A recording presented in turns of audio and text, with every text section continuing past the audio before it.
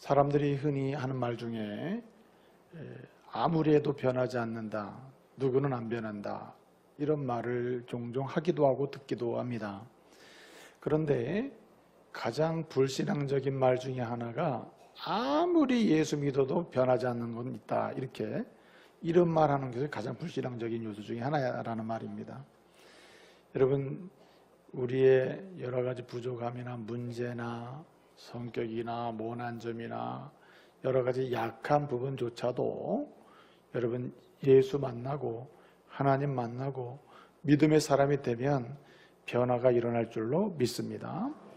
여러분, 변화가 없다면 어떻게 우리가 예수를 믿겠습니까? 변화라는 것이 있을 수 없다면, 일어나지 않는다면 우리가 왜 예수를 믿습니까? 죄인이 변하여 의인이 될 수 없다면 왜 예수를 믿습니까? 여러분, 약한 자가 변하여 약함을 통해서 강한 능력의 삶을 살 수 없다면 왜 우리가 예수를 믿습니까? 여러분, 예수를 믿고 하나님을 만난 자는 반드시 변화가 있고 변화의 역사를 보게 될 줄로 믿습니다. 여러분, 오늘 말씀을 보게 되면 야곱이라고 하는 사람이 나옵니다.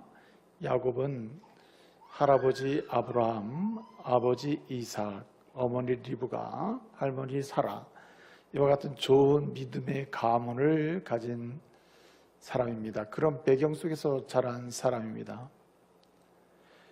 그럼에도 불구하고 그는 하나님에 대해서 많이 알았고 믿음에 관하여 많이 알았으며 믿음의 전통과 유산에 대해서도 많이 들었고 알았지만 그는 하나님을 잘 몰랐습니다. 여러분, 늘 드리는 말씀인데 하나님에 관하여 아는 것과 하나님을 아는 것은 근원적으로 다릅니다. 오랫동안 교회를 나오다 보면 하나님에 관하여 많은 것을 알게 됩니다. 예수님에 관하여 많은 것을 알게 돼요. 신앙생활에 관하여 많은 것을 알게 됩니다. 교회의 습관과 전통을 많이 알게 되고 또 성도들에 관하여 많이 알게 됩니다. 그러나 교회를 알고 하나님을 알고 성도를 아는 것은 달라요. 여러분, 야곱은 하나님에 관하여 믿음의 전통에 관하여 그 다음에 할아버지의 믿음에 관하여 아버지의 믿음에 관하여 신앙의 삶에 관하여 많은 것을 알고 있었습니다. 하나님이 어떤 분이신지에 대해서도 많은 것을 알고 있었어요. 한마디로 관하여 알고 있었습니다. 그런데 야곱은 그 하나님을 알지 못했습니다. 그래서 오늘 말씀 보게 되면 오늘 말씀은 야곱이 그 형 에서의 분노를 피하여 이제 하란이라고 하는 먼 길로 도망을 가게 되는 장면이 나오는데, 본래 야곱이 부엘세바라고 하는 곳에 살았습니다. 아브라함 이후에 이삭의 가문은 부엘세바에서 살았는데, 이 부엘세바는 맹세우물이라는 뜻인데 어떻든 이곳에서 이제 야곱은 자라고 성장하고 그리고 살았습니다.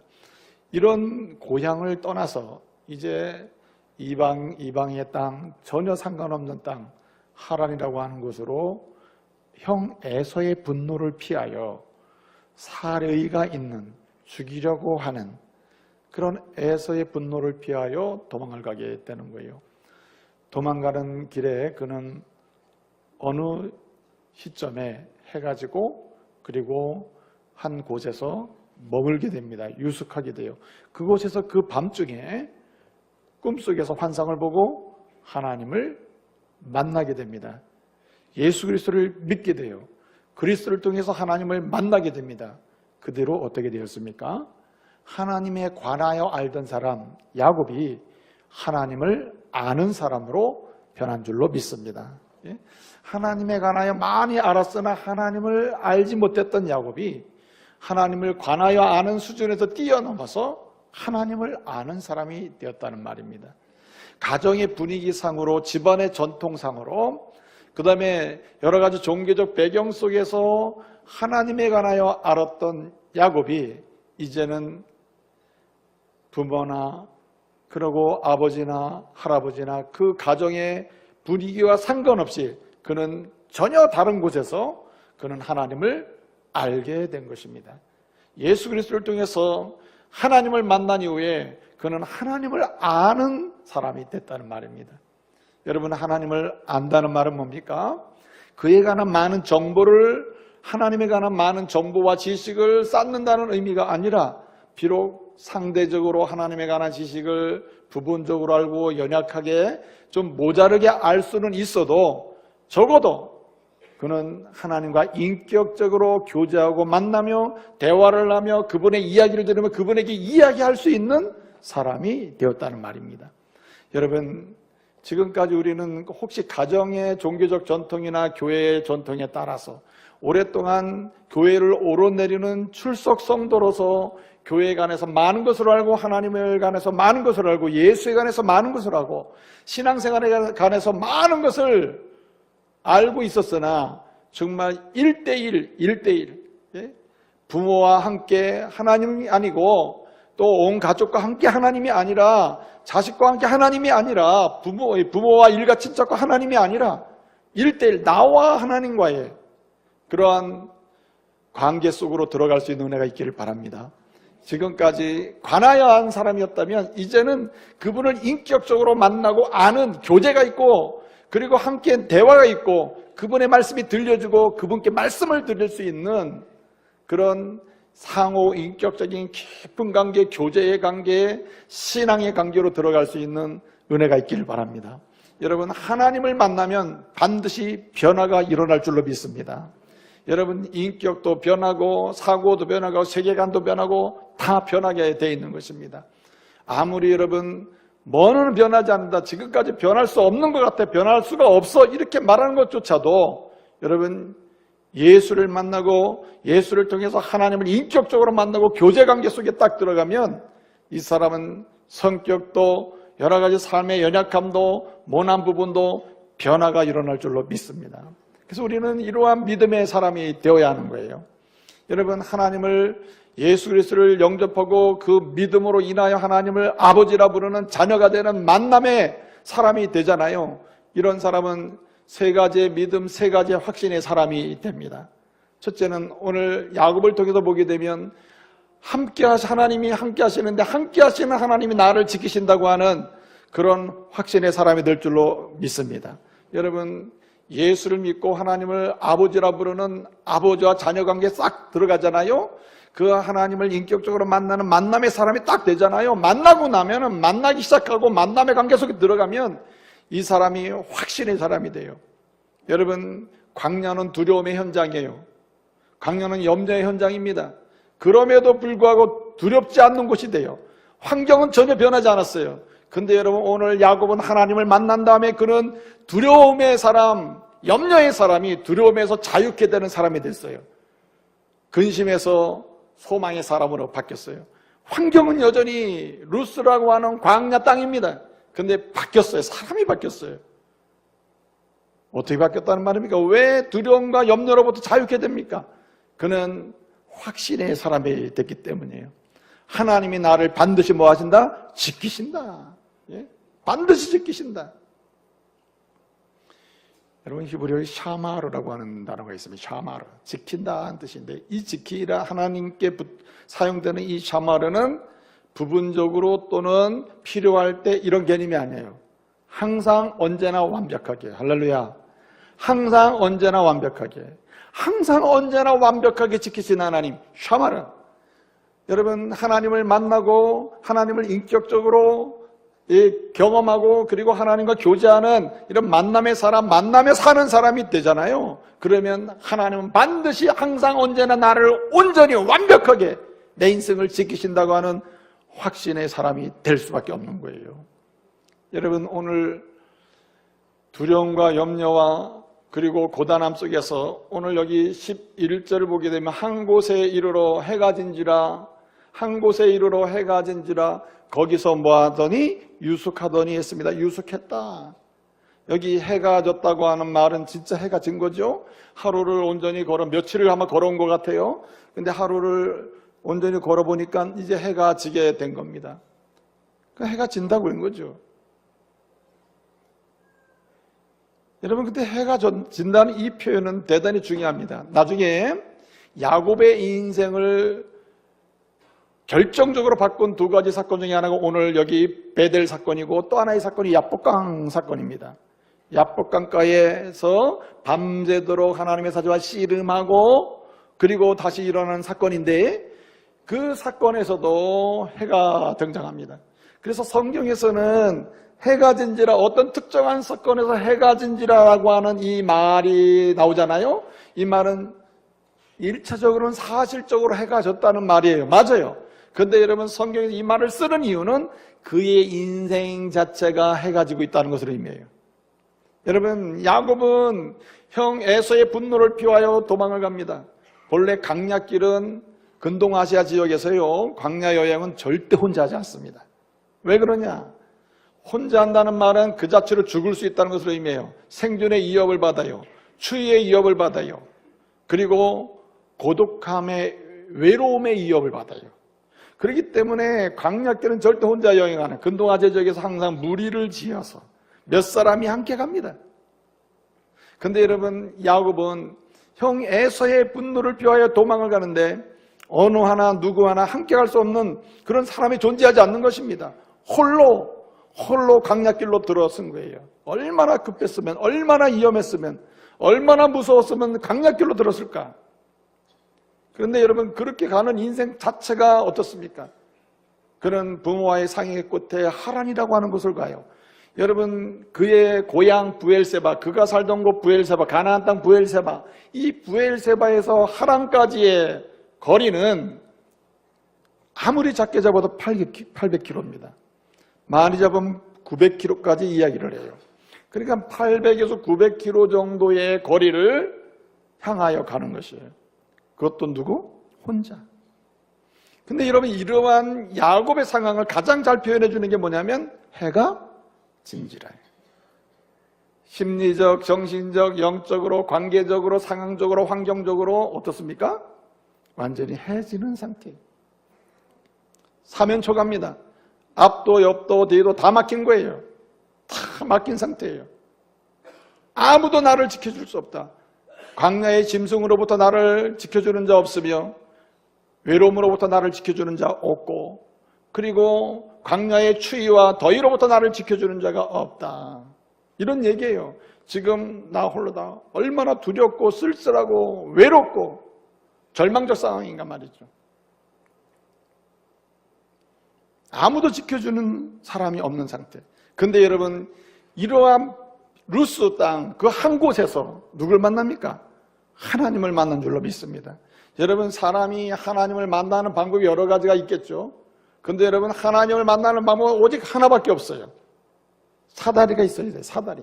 오늘 본 말씀 보게 되면은 꿈속에서 하나님을 만나요. 환상을 보는데 사다리가 세워졌다. 사다리가 땅에 닿았으며 그 사다리 끝이 하늘에 닿았고, 하늘 꼭대기를 보니까 거기 누가 계셔요? 하나님이 계시니 그 하나님이 말씀하셨다. 이렇게 설명하고 있어요. 여러분, 하늘과 땅을 이어주시는 분, 죄인과 거룩하신 하나님을 이어주시는 분은 오직 영적인 사다리 예수 그리스도밖에 없음을 믿으시길 바랍니다. 그래서 예수 그리스도를 통하여 그 핏값으로 제사함받고 하나님을 만난 사람은, 그 하나님은 언제나 함께 계시면서 나를 뭐 하신다? 지키신다고 하는 확신의 사람이 될 줄로 믿습니다. 그 확신으로 사는 거예요. 내가 너를 지키리라. 내가 너와 함께하면 지키리라. 여러분, 위대한 믿음의 인물들을 보게 되면 하나님이 쓰신 인물들, 하나님을 만난 사람들, 공통적으로 하나님 주시는 은혜가 뭡니까? 그리고 그 고백하는 은혜가 뭐예요? 내가 너와 함께하리라, 내가 너와 함께하리라 하지 않습니까?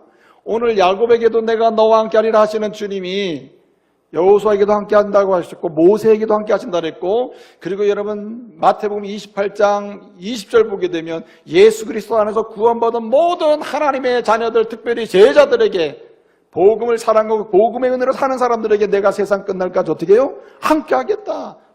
여러분, 함께 하겠다고 하는 첫 번째 중요한 의미는 뭐냐? 샤마르, 지키는 거예요. 함께 하시는 주님이 우리를 지키심을 믿으시길 바랍니다. 그래서 여러분, 주님을 만난 자는 반드시 하나님은 나와 함께서 나를 지키시고 나와 동행 하신다, 나와 함께 하신다 하는 믿음으로 살아야 할 줄로 믿습니다.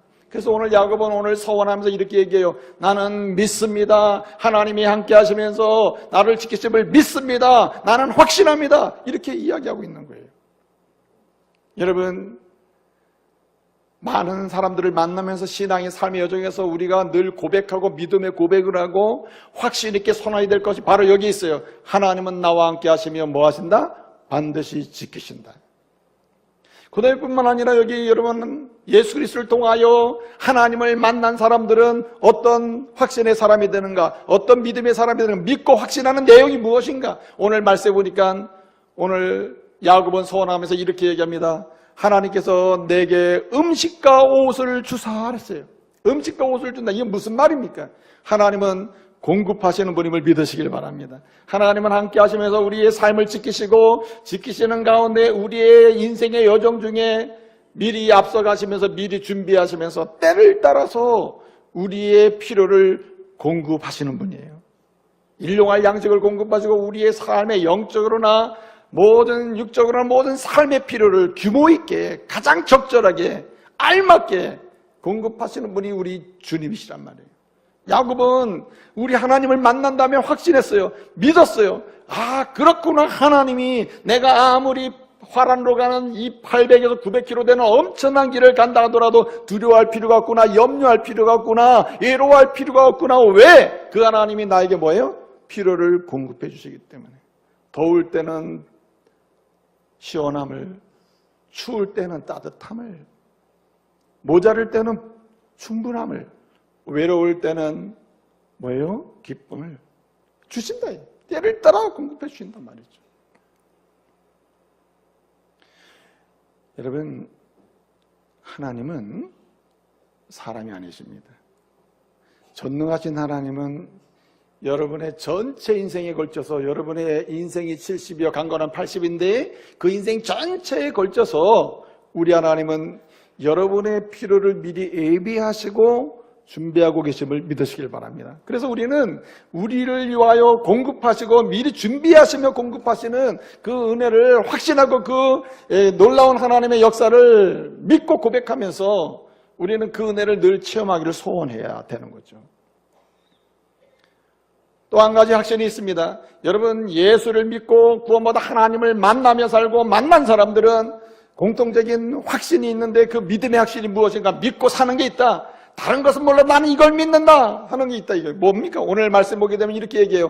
하나님께서 나를 다시 이곳으로 돌아오게 해주십시오 라고 해요. 무슨 말입니까? 하나님은 반드시 나를 뭐 하신다? 인도하신다. 나를 어디까지 인도하시는가? 내가 다시 본향으로 돌아올 때까지 인도하신다. 여러분, 하나님께서 저와 여러분 이 세상 속에 보내놓으시고 그리고 때를 따라 우리의 삶을 열어가게 하셨습니다. 다양한 삶을 살게 하셨어요. 이런 삶을 살게 하는 동안에 여러분 다시 우리의 본향 땅 하나님 나라로 돌아갈 때까지, 하나님 나라에 이를 때까지, 도착할 때까지 하나님은 완벽하게 우리의 인생을 인도하심을 믿으시기 바랍니다. 야곱은 그 사실을 알았다는 거예요. 그렇구나. 부엘세바에서만 계시는 하나님을 알았더니 하나님은 내가 움직이는 대로 주님은 나를 함께 하시면서 인도하시는구나. 이걸 깨달은 거예요. 방치하거나 바라보는 하나님이 아니라 내가 가야 될 곳으로 가도록 안내해 주시고 그리고 확실하게 안전하게 도착하도록 인도하신다는 거예요. 사도 바울은 하나님의 은혜 중에 은혜가 뭐냐면은 하나님 나라에 완벽하게 안전하게 하나님께서 부름의 상을 주시는 그 현장까지 도착하도록 주시는 은혜 중에 은혜가 바로 인도하심의 은혜다. 여러분, 그래서 우리는 1대1로 예수를 만나고 예수 그리스도의 이름으로 하나님을 만나는 게 대단히 중요해요. 그런 사람에게 하나님 복을 주십니다. 확신의 복을 주시고 믿음의 복을 주셔요. 하나님, 내가 널 지킨다. 내가 너에게 필요를 공급한다. 내가 너의 삶을 완벽하게 인도한다. 이 세상 끝날까지 죽음의 문턱에서도 너를 인도하고 죽음 너머에서도 인도하고 영생의 삶의 자리로 나가는 천국까지 내가 인도한다. 여러분, 확신의 사람으로 사시기를 말씀으로 축복합니다. 이 세 가지는 확신하며 살아야 돼요. 내가 예수를 믿는 사람으로서 그 주님이 나를 지키시고 그 주님이 함께 하시면서 나에게 필요를 공급해 주시고 그 주님이 나와 함께 하시면 내 인생을 반드시 인도하신다. 그래서 여러분, 성도는 두 종류의 성도가 있어요. 이렇게 확신의 사람으로 살면서 확신하는 바 믿음에 고백하는 그 내용대로 그 은혜를 더 체험하며 사는 사람이 있다. 확신이 강화되며 사는 사람이 있다 이 말입니다. 지키시고 보호하시고 그리고 인도하시는 그 하나님의 약속이 경험되고 체험되는 그 확신이 강화되며 사는 사람이 있다 이거죠. 근데 어떤 사람은 이 확신이 점점 약화되는 사람이 있어요. 하나님 정말 지키실까? 하나님 정말 공급하실까? 하나님이 정말 인도하실까? 나중에는 질문으로 가고 그래서 불신으로 가는 사람이 있다. 근데 여러분, 진정으로 하나님의 은혜 가운데 사는 그런 축복의 통로가 되는 사람들은 공통적으로 확신에 확신을 거듭하고 확신이 강화돼요. 그리고 그 확신하는 내용을 항상 삶의 여정 속에 뭐합니까? 체험하며 사는 거예요. 다양한 영역에서 지키심을 고백하고 다양한 영역에서 하나님의 공급하심을 체험하고 다양한 영역에서 하나님이 어떻게 여기까지 인도하시고 앞으로도 인도하고 계시고 현재도 인도하시고 계시는구나 하는 것을 간증하며 산단 말이에요. 여러분, 오늘 말씀을 통해서요, 확신의 사람이 될 뿐만 아니라 확신의 사람으로서 그 확신하는 내용을 날마다 풍성하게 체험하고 간증하는 사람 되시길 바랍니다. 확신이 강화돼가는 하나님의 사람들 되시기를 말씀으로 축복합니다. 여러분, 그러면 어떻게 하면은 이와 같이 확신이 강화되고 이 확신하는 내용들이 일상에서 날마다 체험되고 간증이 되고 그래서 세상을 향하여 공동체를 향하여 하나님의 사람으로서 축복의 통로가 될 수 있는가? 첫째는 오늘 여기 말씀에 이렇게 이야기합니다. 여호와께서 나의 하나님이 될 것이요 라고 했습니다. 여호와 하나님이 나의 하나님이 될 것이요, 이 말은 나는 하나님을 예배하며 살겠다고 하는 선언인 것이에요. 여러분, 누가 지키심의 은혜를 경험하는가? 누가 보호하심의 은혜를 경험하는가? 누가 공급하시는 은혜, 인도하심의 은혜를 경험하는가? 예배하는 자예요. 예배하는 자. 할렐루야. 그래서 여러분, 우리는 잊지 말아야 될 자리가, 인생에서 떠나지 말아야 될 자리, 잊지 말아야 될 자리가 있다면 그 자리가 바로 예배의 자리입니다. 여러분, 원래 세상적인 서원이나 맹세는 조건입니다. 조건식으로 가죠. 내가 이렇게 할 테니 당신이 이렇게 해줘야 된다, 이런 얘기죠. 근데 여러분, 하나님 앞에서의 서원과 맹세는 절대 조건이 아닙니다. 여러분, 내가 하나님이 날 지켜주시면, 하나님이 나를 다시 본향으로 돌아오게 하시면, 하나님이 나에게 필요를 공급해 주시면 내가 하나님을 나의 하나님으로 삼겠습니다 하는 이런 얘기가 아니라는 얘기예요. 오늘 본문에 이 한글 성경을 읽다 보면 그렇게 오해를 할 수 있는데 그게 아니라는 얘기죠. 뭐만 하면 뭐만 된다는 말이 아닙니다. 본래 히브리어에 임이라고 하는 단어가 있어요.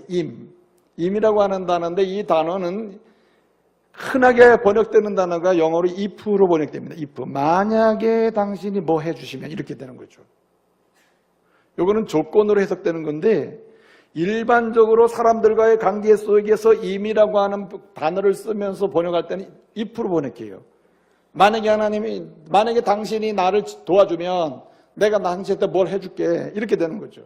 그런데 이 임이라고 하는 말이 하나님께 쓰이잖아요. 하나님께 쓰이면 이것은 확신이 되는 것입니다. 확신. 조건이 아니라 확신이에요. 나는 확신합니다. 나는 믿습니다. 나는 소망합니다. 이런 뜻이 돼요. 그래서 오늘 야곱의 소원이란 뭔가 나는 확신합니다. 나를 지키실 줄로. 나는 믿습니다. 나에게 필요를 공급하실 줄로. 나는 소망합니다. 나를 반드시 돌아오게 하실 줄로. 이렇게 믿고 확신하고 소망한다는 뜻이에요. 이러한 소망이 불붙고 이러한 확신이 타오르고 이것이 실생활에서 체험되고 지켜주시고 공급하시고 돌아오게 하시는 이 엄청난 놀라운 역사가 체험되는 이런 사람, 이런 체험을 간증하는 사람, 축복의 통로가 되려면은 그 어떻게 해야 되냐 말이죠. 오늘 야곱은 얘기하는 거예요. 내 평생에 오직 하나님만 예배하겠습니다는 뜻이. 여러분, 예배란 뭡니까? 예배란 주님을 사랑하는 실제입니다. 할렐루야. 주님을 사랑한다는 것은 예배로 나타납니다. 여러분, 나 하나님 사랑해요. 그 말은 나 주님을 예배하며 산다는 뜻입니다. 예배란 하나님을 사랑하는 거예요. 어거스틴이라는 사람은 이런 얘기를 했습니다. 사람은 어떻게 평가할 수 있나? 사람을 평가할 수 있는 가장 좋은 것은 그 사람이 얼마나 많이 알고 있는가. 그 사람이 알고 있는 것에 의해 평가가 아니라 그 사람은 무엇을 사랑하고 있는가. 그 사람의 수준이 결정돼요. 당신은 무엇을 사랑하고 있는가? 당신은 누구를 정말 사랑하고 있는가? 이 말은 누구를 기준으로 삼느냐, 누구를 가치 있는 존재로 여기느냐, 이런 뜻이 되는 거죠. 제일 우선적인 우선의 자리에 누구를 모시느냐, 이런 뜻이 된다 이 말이죠. 여러분, 예배란 내 삶의 1순위가 주님이라는 뜻이고, 예배란 내 삶의 모든 사랑의 집약점, 초점이 주님께로 간다는 것을 의미해요. 나는 주님의 사랑으로 살고 나 또한 주님을 향한 사랑으로 인생의 가치를 찾습니다는 뜻이에요. 여러분, 정말 못 말리는 사람은 사랑하는 사람이에요. 여러분, 사랑에 빠져보신 적 있죠? fall in love 한 적 있죠? 사랑에 빠져본 적이 없습니까? 어쩌다가 막 결혼했습니까? 그냥 밀려서 결혼했습니까? 어떻게 그냥 분위기상으로? 근데 여러분, 정말 사랑에 빠지면 어떻습니까? 모든 가치를 거기에 두잖아요. 당신의 아내에게, 당신의 남편에게 두잖아요. 근데 여러분, 오늘 주님은 우리에게 원하시는 게 무엇인가? 확신의 사람, 그리고 확신하고 있는 바 지키심이나 함께하심이나 인도하심이나 영접하심, 공급하심의 그런 놀라운 은혜를 체험하는 사람은 누군가? 하나님만 사랑하며 사는 거예요. 하나님을 사랑하는. 여러분, 하나님이 믿음의 사람들 중에서 기쁘게 찾는 사람이 있다니까요. 정말 믿음의 사람들 중에서 꼭 이런 사람 되라, 이런 사람 되라 하면서 찾는 사람이 있단 말이에요. 그 어떤 사람일까요? 예배하는 사람이죠. 그래서 요한복음 4장 23절을 보게 되면 그때는 신령과 진정, 영과 진리로 예배할 때가 오나니 그때에 때가 오나니 이렇게 하나님은 아버지께서는 나를 예배하는 자를 뭐예요? 찾으시느니라. 자, 예배가 뭔데 주님이 그런 사람을 찾습니까? 한마디로 주님을 사랑하는 자를 찾는다. 주님은 우리가 사랑해서 우리를 사랑해 주는 분이 아닙니다. 오늘 사면 초과의 야곱이, 해가 지는 야곱이 어떻게 됐습니까? 해가 지는 야곱이 해가 뜨는 인생으로 바뀌잖아요. 달라지잖아요. 오늘 29장 1절을 보게 되면 참 여기 루스까지 올 때까지는 걸음이 무거워요. 절망적이에요. 걷는 자체가 힘들어요. 한 걸음 한 걸음 뛸 적마다 내 인생으로 왜 이렇게 절망이냐, 근심이냐, 눈물이냐, 고단함이냐, 그리고 갑니다. 근데 여러분, 그렇게 루스까지 와서 겨우겨우 왔던 이 야곱이 여러분 하나님을 만나고 확신의 사람이 돼요. 그리고 그의 자리를 어디로 나가요? 그는 하나님을 예배하는 강야든 화란이든 어디를 가든지 나는 내 삶의 자리에서 뭐예요? 하나님을 예배하겠노라. 그리고 움직입니다. 여러분, 어떻게 사람이 바뀌어요? 완전히 바뀌잖아요. 무거운 발걸음, 힘든 발걸음이 어떻게 바뀝니까? 가벼운 발걸음. 29장 1절을 보게 되면 그가 그곳을 떠난다 그랬어요. 야곱이 길을 떠난다. 이 떠난다는 말은 있사라고 하는 말인데 한마디로 날개 달고 하여튼 뛰어간다는 뜻입니다. 날개 달고 뛰어간다. 원래 있사라고 하는 말 자체가 날개 달고 뛰어가요. 날개에 달린 듯이 날아가듯이 뛰어갑니다. 여러분, 광야길이 뭐가 좋다고 그렇게 달려갑니까?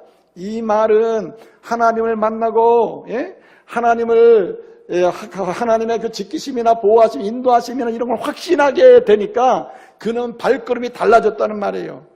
그래서 여러분, 그는 말하는 겁니다. 내가 어디를 가든지 주를 예배하리라. 그래서 지키심을 체험하리라, 보호하심을 체험하리라, 나에게 필요를 공급하는 그 은혜를 경험하리라. 그리고 가는 거예요.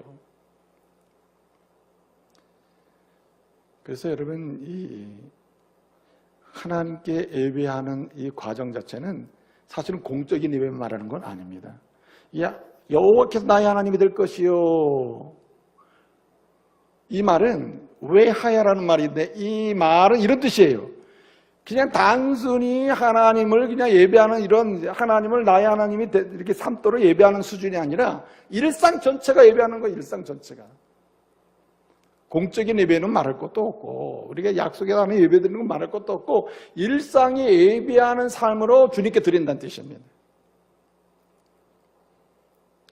여러분 어떤 아이가 유튜브를 다니는데 전도사님이 유튜브에서 이렇게 설교했대요. 여러분 예배 시간에는 어떻게 돼요? 조용히 해야 됩니다. 그래요. 여러분 유튜브 예배 때도 마찬가지지만 엄마 아빠 따라서 어른들 예배 가더라도 여러분 조용히 해야 돼요. 알았죠? 그런데 왜 조용히 해야 됩니까? 왜 조용히 해야 되죠? 이렇게 물으니까 한 아이가 조용히 해야 되는데 조용히 해야 되는 이유는 다 주무시니까. 예? 조용히 해야 돼요. 왜 조용히 해야 돼요? 떠들면 주무시던 어르신들 다 깨니까. 여러분 일상에서 공적인 예배도 전심으로 내가 사랑하는 사람 앞에서 딱 서서 내 사랑 주님 아시죠? 주님을 향한 나를 향한 사랑을 내가 그 사랑을 경험하기를 원해요. 예? 그런 그 불붙는 뜨거운 사랑의 교제가 있는 그런 예배를 주님이 원하시는 거예요. 근데 여러분 이런 예배는 일상으로 연결된다는 거예요. 일상으로. 그냥 공적인 예배만이 아니다. 일상에서 주를 향한 사랑의 고백이 끊임없이 일어날 때 이 자체가 예배라는 거죠. 하나님이 하나님 되심을 선언하는 거죠. 사랑하는 성도 여러분, 가정에서나 직장에서나 일상에서 여러분의 언어가 주를 사랑한다고 하는 고백으로 가득 차서 그 자체가 예배가 되기를 말씀으로 축복합니다. 그런 가운데 누구를 만납니까? 지키심을 경험하는 거예요. 하나님이 인도하시고 어떻게 가는지를 경험하게 되죠. 또 한 가지는 오늘 여기 말씀을 보게 되면 좀 매우 중요한 사실을 보여줍니다. 뭐라고 그럽니까? 이 돌들로 이곳에 뭐예요? 이 돌로 이곳에 하나님의 집을 세울 것이라고 했어요. 이 말은 뭐냐면은 하나님을 날마다 만나며 기도하겠다는 뜻이에요. 기도하겠다는 뜻이에요. 여러분 하나님의 집은 만남이 목적입니다. 하나님의 집 뭐 하는 곳이냐? 하나님 만나는 곳이에요. 하나님 만나는 곳에서 가장 나타나는 가장 중요한 일이 무엇입니까? 내 이야기를 이야기하고 하나님의 이야기를 듣는 것입니다. 고린도서 3장 16절을 보게 되면은 뭐라고 얘기합니까? 너희가 하나님의 집인 것을 알지 못하느냐? 성령이 너희 안에 거하심을 알지 못하느냐? 여러분 하나님의 집은 건물이 될 수가 없어요. 절대 건물은 하나님의 집이 아닙니다. 이 신약 시대의 성전이란 하나님의 집은 바로 저와 여러분인 줄 믿으시기를 바랍니다. 우리가 움직이는 성전이 되어야 하는데 여러분 우리가 날마다 깨어서 성령 안에서 예수 이름으로 하나님께 이야기를 하고 하나님의 이야기를 듣는 그 과정 자체가 저와 여러분의 집이 여러분 자체가 하나님의 집으로 역할을 하게 되는 거예요. 능력이 나타나는 것입니다. 오늘 본 말씀에 오게 되면 11절에 야곱이 한 곳에 이르렀다. 한 곳에 이르렀다 그랬습니다. 여기 한 곳이라는 거 어떤 특징이 루스라는 것도 나중에 소개하잖아요. 베델이라는 이름 나중에 나오잖아요. 이름도 밝히지도 않습니다. 지금 11절에 보면 한 곳에 이르러 거기 해가 진지라 거기서 유숙했다. 그리고 꿈을 꾸고 환상을 본다는 얘기인데 한 곳이라고 하는 말은 히브리어로 빰마콤이라는 말이에요. 근데 이 한 곳이 19절에 가면 뭘로 바뀌냐면 그곳으로 바뀌어요. 그곳. 빰마콤이 한마콤으로 바뀌어요. 이게 약간 발음 비슷한데 어떠한 그냥 일반적인 하나의 장소가 갑자기 그곳이 돼요. 바로 그 장소. 그냥 일반적인 장소가 아니라 특별한 스페셜 플레이스가 돼요. 거기서 뭐가 있었기에 그렇게 될까요? 하나님을 만나고 하나님의 이야기를 듣고 하나님께 내 이야기를 드리는 장소가 되었을 때 하나님의 집이 된 줄로 믿습니다. 그래서 그것을 뭐라고 불렀어요? 베델이라 불렀다. 하나님의 집이라 불렀다. 여러분이 가는 곳마다 베델이 일어나는 역사가 있기를 바랍니다. 기도하는 그곳은 곧 하나님의 집이에요. 여러분이 무릎을 꿇는 곳 거기 하나님의 집입니다. 여러분이 머물러서 하나님을 향하여 현재의 고난과 아픔을 부르짖어 기도하는 그곳이 하나님의 집이고 하나님 말씀이 들려질 때 그곳이 하나님의 집이 되는 거예요. 주님은 저와 여러분이 움직이는 성전, 기도하는 가운데 하나님의 전으로서의 역할을 충만하게 이루어지기를 원하시고 사용되기를 주님은 원하시는 거예요. 여러분 오늘 이 시대에 1세대는 정말 기도 많이 합니다. 예수를 믿는 1세대 있잖아요. 1세대들 우리의 믿음의 조상들 1세대는요 특징이 있어요. 예배를 얼마나 사모하는지 모르고 하나님을 향한 부르짖음이 새벽이든 밤이든 끊이질 않습니다. 그게 1세대들의 신앙이에요. 근데 2세대는 어떻습니까? 하나님을 예배는 합니다. 그러나 하나님을 향하여 뭘 하나요? 부르짖지는 않습니다. 하나님 믿어요. 예배는 드려요. 교회는 가요. 예배는 드립니다. 그러나 하나님과 나 사이에 내 삶의 문제와 내 자녀와 내 부모와 내 삶의 여정 전체를 맡기며 부르짖는 기도는 없다. 2세대의 특징이랍니다. 신앙의 3세대는 무엇인가? 우리 부모도 신앙생활을 잘했습니다. 그리고 우리 그 다음 세대는 또 교회는 잘 나갔습니다. 그러나 나는 마음으로는 믿고 있으나 바빠서 교회는 못 갑니다. 기도는 뭐 둘째치고. 그래서 여러분 이런 세대적 현상이 있다는 거예요. 그러므로 우리가 어떻게 해야 되는가? 1세대든 2세대든 예배가 살아나고 그리고 하나님을 향한 부르짖음이 살아있는 그런 하나님의 사람이 되어야 할 줄로 믿습니다. 부르짖음이 살아있을 때 하나님이 어떻게 지켜주셨는지 어떻게 지키실 것인지 기대가 되고 예상이 되고 소망의 불이 타오르게 되는 거예요. 나는 내게 부르짖으라. 부르짖으라고 말하는데 부르짖질 않아요. 내가 크고 은밀한 일을 내가 보이리라. 내가 응답하리라. 구하라. 내가 너희 기쁨이 충만하리라고 하신 약속의 말씀이 있음에도 불구하고 오늘 이 시대는 부르짖음 기도가 멈춘 시대래. 그리고 말합니다. 왜 안 되는지 모르겠어. 따라서요. 안 되는 이유는 기도 안 하기 때문이다. 안 되는 이유는 하나님과의 부르짖음이 멈췄기 때문이에요. 응답은 부르짖는 자에게 옵니다. 여러분 믿음의 사람이 사는 여정은 하나님의 은혜를 주십니다. 그러나 필요를 때를 따라 경험하고 지키심을 경험하고 보호하심을 경험하고 인도하심을 체험하는 사람 누구냐면 부르짖는 자예요. 내가 인도하심을 구할 때 주님은 인도하심을 체험시켜 주셔요. 지키심을 구할 때 지켜주는 은혜를 체험하게 해준다고. 마지막 한 가지 드리고 싶어요. 누가 그 확신하는 바를 끊임없이 은혜로 체험하면서 간증하면서 축복의 통로로 사는가? 오늘 말씀해 보게 되면 이렇게 얘기합니다. 하나님이 주신 모든 것, 하나님이 주실 때 주시는 모든 곳에서 내가 뭘 바치리라? 11조를 드리겠습니다. 11조를 드리겠다. 여러분 11조 하니까 얼굴색이 벌써 어두워지는 거예요. 아니 왜 이 아침에 11조 설교하려면 저녁에 하든지 수요일 하든지 그러지 이 대배 때 그냥 11조 설교를 하냐고. 잘 들으세요. 여러분 확신의 사람이 되고 더 강한 확신의 사람, 확신하는 바 곧 지키심이나 공급하심이나 인도하심을 끊임없이 체험하면서 더 풍성히 간증할 수 있는 축복의 통로로 나가는 세 번째 우리의 결단이 있고 맹세할 일이 있고 해야 될 일이 있는 것이 무엇인가 하면 감사하는 생활이에요. 할렐루야. 감사. 세상은 두 통로를 통해서 우리에게 뭔가를 얻게 만듭니다. 세상 불의하고 악하고 죄된 것들로부터 뭔가 얻게 만드는 방법이 있고 하나님이 은혜로 주시는 것이 있다. 세상으로부터 불의하고 죄로부터 오는 것은요 아무리 풍성하게 내게 오더라도 이것은 나를 유익하게 만들지 못해요. 영적으로 피폐하게 만들어요. 육체적으로 나중에 병들게 만듭니다. 그러나 하나님이 주시는 것은 육체도 강건하게 영혼도 강건하게 잘되게 만들 줄로 믿으시길 바랍니다.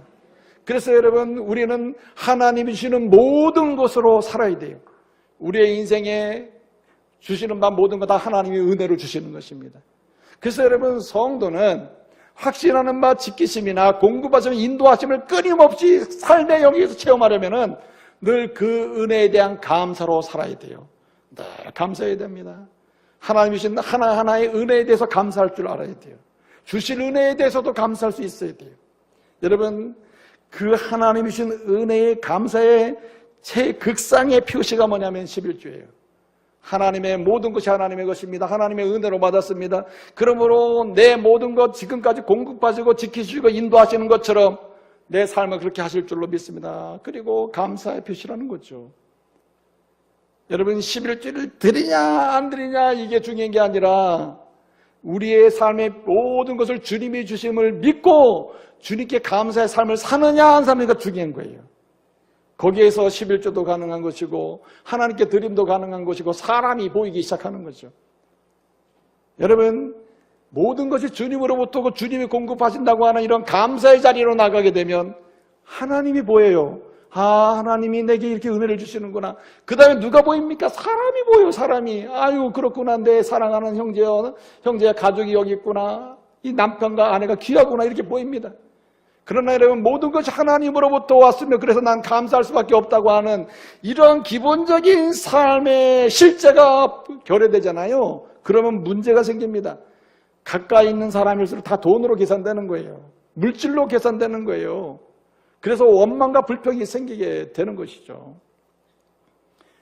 이제 말씀을 마치겠습니다. 행복이란 일반적으로 이 긍정심리학에서 행복을 이렇게 얘기합니다.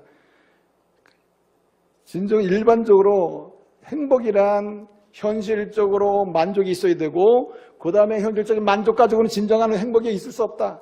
이상적인 비전이나 이런 것들을 끊임없이 경험하며 살아야 된다. 그래서 현실주의와 이상주의가 결합돼서 그것이 균형 있게 경험되면 이게 행복이라는 거예요.